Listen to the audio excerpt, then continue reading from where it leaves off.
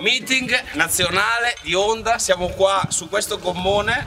Per caso ho trovato Giovanni Bracco che di gommoni ne ha provati. Allora a questo punto perché non chiedergli perché uno dovrebbe mai comprare un gommone anziché una barca? Giovanni, secondo te quali sono le cose principali che differenziano la navigazione tra una barca e un gommone? No, intanto prima di tutto la sicurezza. Il gommone è nato come un'imbarcazione salvataggio. Le zantere sono gonfiabili, quindi sicurezza. Velocità di movimento, leggerezza, questi sono i dati principali. Ovviamente rispetto alla barca è un poco più stretto, un poco meno abitabile, qualche volta costa pure di più.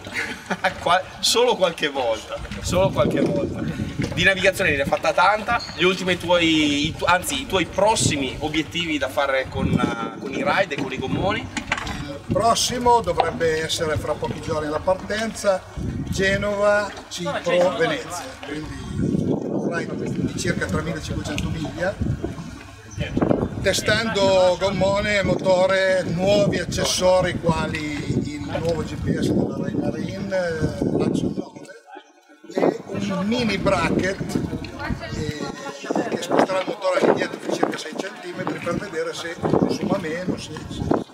Mi viene quasi da chiederti che motore sarà. Un 250 VTEC della Honda. Di ultimissima generazione.